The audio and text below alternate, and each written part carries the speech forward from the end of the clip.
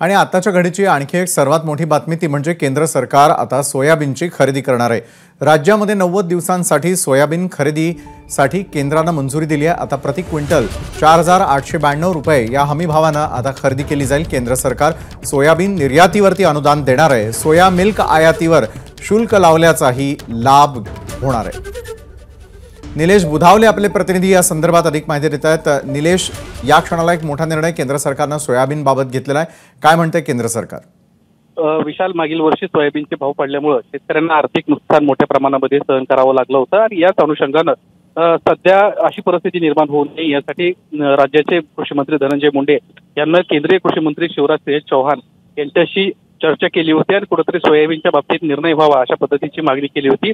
त्यामुळे आता राज्य शासनाने एक महत्त्वाचा निर्णय घेतलाय आणि राज्यातील सोयाबीन उत्पादकांना कुठेतरी मदत होण्यासाठी हमी भावानं सोयाबीन खरेदी केंद्र सुरू करण्यास आता मान्यता देण्यात आलेली आहे। त्याचबरोबर सोया मिल्क, खाद्यतेल, सोया केक इत्यादी उत्पादनं देखील आयात करण्यावर शुल्क लावावं, तसेच सोयाबीन निर्यातीसाठी प्रति क्विंटल किमान $50 अनुदान द्यावं अशी देखील एक मागणी या निमित्तानं झाल्याचं आपल्याला पाहायला मिळते। ती कुठेतरी मान्य झाली हे देखील आता आपल्याला या निमित्तानं स्पष्ट होताना पाहायला मिळत आहे।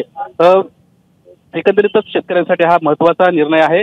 केवळ सोयाबीनच नाही तर उडीद या पिकासाठी देखील 90 दिवसांसाठी हमी भावाने खरेदी केंद्र सुरू करण्यास केंद्राने मान्यता दिली आहे। नक्कीच धन्यवाद निलेश, आपण दिलेल्या सविस्तर माहितीसाठी। एबीपी माझा, उघडा डोळे बघा नीट।